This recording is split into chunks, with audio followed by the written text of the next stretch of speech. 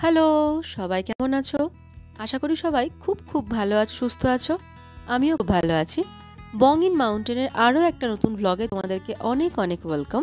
তো আমার আজকে সারাটা দিন কেমন কাটলো সেই ভিডিও আমি তোমাদের সবার সঙ্গে শেয়ার করব। আজকে সকাল সকাল ঘুম ভেঙে যাওয়ায় চলে এসেছিলাম বুদ্ধা পার্কের দিকে হাঁটতে।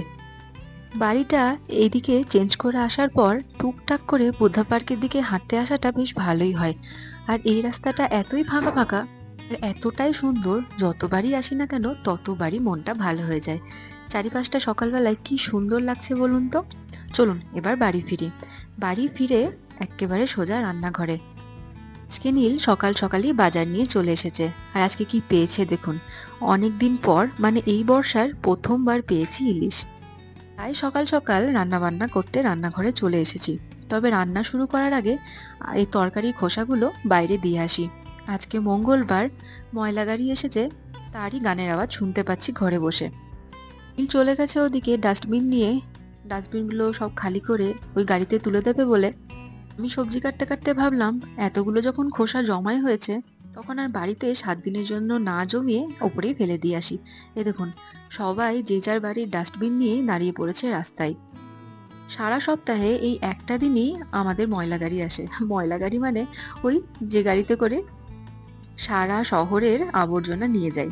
স্বচ্ছ ভারত অভিযানের যে গানটা আছে, সেই গানটা বেশ জোরে জোরে বাজিয়ে হর্ন বাজাতে বাজাতে সকাল সকাল চলে আসে। প্রত্যেক মঙ্গলবার আসে। আর এরকম চারিদিকে ডাস্টবিন বা আবর্জনা যেগুলো থাকে সব বাড়ি থেকে নিয়ে যায়। প্রত্যেক সপ্তাহেই নিয়ম করে এসে নিয়ে যায়। কোনো কোনো সপ্তাহে 2 দিন আসে। তাছাড়া প্রত্যেক মঙ্গলবার সকালবেলা এসে নিয়ে যায়। অন্যদিন স্কুল থাকে, আজকে আমার স্কুল ছুটি, সেজন্য ভিডিও করার সুযোগ পেলাম। যাই হোক, এখন রান্নাঘরে ফিরে এসেছি। মাঝখানে জলখাবারটাও খেয়ে নিয়েছি। এখন বসেছি রান্না করতে। অনেকদিন পর বাড়িতে ইলিশ এসেছে তো, তাই সেজন্য গরম গরম ইলিশগুলোকে আগে ভেজে নিচ্ছি। আর গোটা রান্নাঘর আমার ইলিশের গন্ধে ভরে গেছে। এই ইলিশেরই 3 রকমের রান্না হবে, তাই আলাদা আলাদা বাটিতে আর কৌটোতে আলাদা আলাদা করে ইলিশ মাছগুলো রেখে দিলাম। তবে আজকে সর্ষে ইলিশই বানাবো। বেশ বেশি করে সর্ষের তেল দিয়ে অনেকগুলো কাঁচা লঙ্কার ঝাল দিয়ে আজকে সর্ষে মাছটা বানাবো। রাবাংলার মাছ বাজার বলতে পুরো রাবাংলায় একটা বড়জোর 2টো মাছের দোকান আছে। সেখানে সচরাচর খুব একটা ভালো মাছ পাওয়া যায় না। বেশিরভাগ মাছই আসে শিলিগুড়ির থেকে। তো এখানে সবসময় রুই কাতলা বাটা মাছ এগুলোই পাওয়া যায়। একটু অন্য রকমের ভালো মাছ খেতে চাইলে এই যেমন ইলিশ, চিংড়ি, ভেটকি, পমফ্রেট এগুলো খুব কম আসে। তবে যে হোটেলগুলো থাকে এখানে, তারা আগে থেকে মাছ বাজারে অর্ডার দিয়ে দেয়, তখন তাদের জন্য মাছ নিয়ে আসে। এই বছর কবে থেকে ওয়েট করছি, ইলিশ মাছ নিয়েই আসছিল না। ফাইনালি আজকে নীল বাজার থেকে ইলিশ মাছ পেয়ে এসেছে। যদিও মাছটা খুব একটা বড় নয়, তবে এই যে ইলিশটা পেয়েছি, এটাই আমাদের কাছে আনন্দের বিষয়। আজকে সর্ষে ইলিশ বানালাম। আর নীল কলাপাতা নিয়ে আসলে একটু পাতুরিও বানাবো। আর বাকি যেগুলো থাকবে সেগুলো দিয়ে কালো জিরে, কাঁচা লঙ্কা আর বেগুন দিয়ে তেল ইলিশ বানাবো। ও, আরো একটা প্ল্যানে আছে। ইলিশ মাছের যে মাথাগুলো আছে সেটা দিয়ে কচুর শাক হবে। যদিও সেটা আমি বানাতে পারি না, এখন এখানে শাশুড়ি মা আছেন, উনিই বানাবেন। এই দেখুন, আপনাদের সঙ্গে তো আজকে আর রেসিপি শেয়ার করলাম না, কেননা সর্ষে ইলিশের রেসিপি নিশ্চয় কাউকেই শেখাতে হবে না। এই যে ভাতটা বেড়ে নিচ্ছি। গরম গরম ভাত, গন্ধরাজ লেবু, তার সঙ্গে সর্ষে ইলিশ। আর সবজির ঝুড়িতে এই পটলগুলো পেকে যাচ্ছিল, সেজন্য ওগুলোকেও একটু ভেজে নিলাম। মাছটা ছোট হলেও খেতে ভীষণ সুন্দর। দেখতেই পাচ্ছেন আমি ঠিক কতটা বেশি তেল দিয়ে ভালো করে ইলিশটা রান্না করেছি। তাই দুপুরে খাওয়া দাওয়াটা কিন্তু আজকে খুব ভালো হলো। অনেক দিন পর ভালো করে ইলিশ মাছ দিয়ে গরম গরম ভাত খেলাম। তারপর একটুখানি রেস্ট নিয়েছি। এখন দুপুর বা বিকেল যেটাই বলবেন, 3টে মতো বাজে। আছি একটু বাজারে। বাজারে কতগুলো টুকিটাকি জিনিস কেনার আছে। আর এর মধ্যে আবার বৃষ্টিও পড়ছে। প্রথমে ভাবলাম বেরোবো না, তারপরে দেখলাম আজকে ছুটি, সারাদিন বসেই আছি, তাই হাতের কাজগুলো ফেলে রেখে লাভ নেই। কতগুলো টুকিটাকি জিনিস নেওয়ার আছে, তার জন্যই বাজার যাচ্ছি। এই দেখুন, ঝিরঝির ঝিরঝির বৃষ্টিও পড়ছে। আর রাবাংলার কিরকম অদ্ভুত ওয়েদার দেখবেন। এদিকে যেমন টিপটাপ বৃষ্টি হচ্ছে, ওদিকে আবার বেশ খানিকটা রোদও উঠেছে।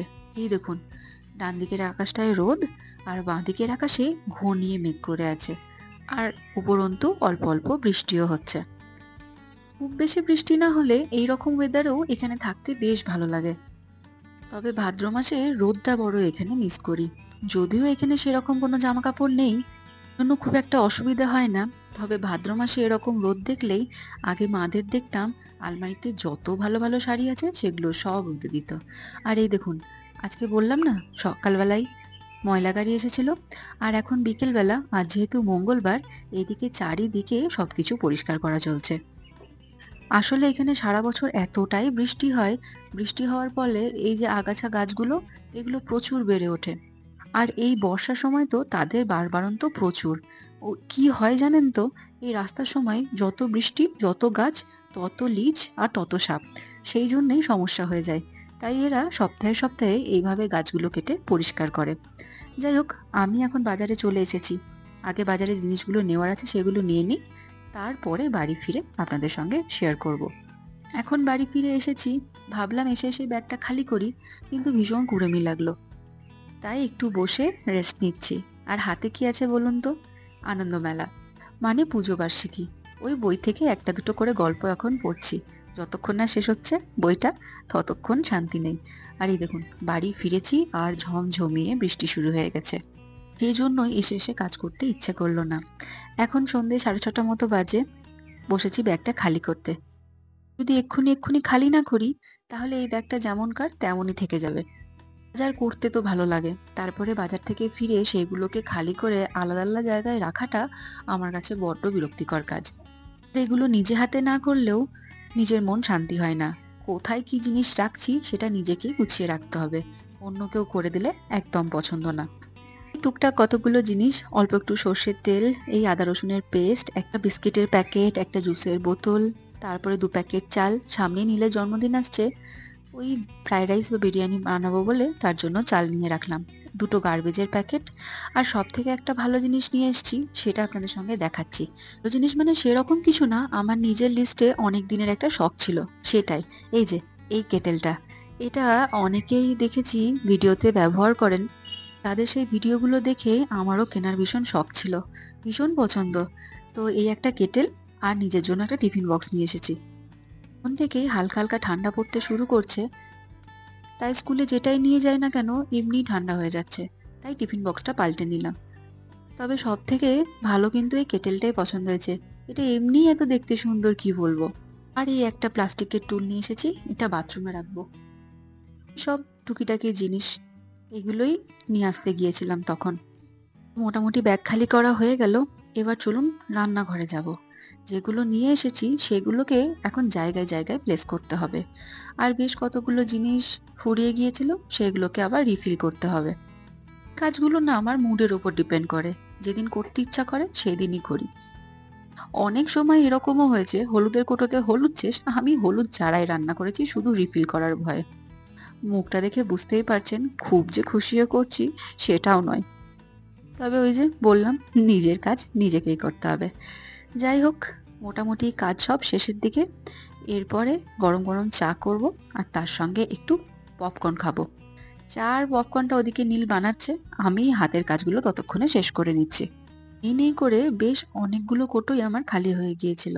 একটাতে কর্নফ্লেক্স, একটাতে হলুদ, কিছু বরবটি, এই সমস্ত জিনিসগুলো এখন আলাদা আলাদা করে রাখছি। এগুলো করতেও বেশ অনেকটা সময় চলে যাচ্ছে। এরপরে আবার রাতের রান্নাও আছে। যদিও রুটিটা আমাকে বানাতে হবে না, রুটিটা শাশুড়িমা বানিয়ে দেবেন, আমাকে শুধু তরকারি করতে হবে। তার সঙ্গে কালকে সকালে স্কুলে রান্নাও, ইলিশ মাছ তো আছেই, তার সঙ্গে কিছু একটা বানিয়ে নেবো, তাহলেই হয়ে যাবে। আসলে রান্না করাটা না যতটা সমস্যা, তার থেকেও বড় সমস্যা হচ্ছে কি রান্না করব। এই 4 বেলা কি খাবো আর কি রান্না করব, এই চিন্তাটা আমার কাছে অনেক বড় সমস্যা। কেউ যদি একটু মেনু করে দিত প্রত্যেক দিন, তাহলে বোধহয় সব থেকে ভালো হতো। আমার তো এটাই মনে হয়। আর যারা ডেলি রান্না করেন তাদের কি মত একটু কমেন্টে জানান তো। মেনুটা হয়ে গেলে ভালোই হয়, তাই না? যাই হোক, চলুন, আমার গরম গরম চা আর পপকর্ন দুটোই রেডি। আজকে ভিডিওটা বরং এখানেই শেষ করি, না হলে আমার চাটা এক্ষুনি ঠান্ডা হয়ে যাবে। চলুন, আজকের ভিডিওটা এখানেই শেষ করছি। পরে আবার কোনো একটা ভিডিওতে আপনাদের সঙ্গে দেখা হবে। কথা হবে। ততক্ষণের জন্য সবাইকে টাটা।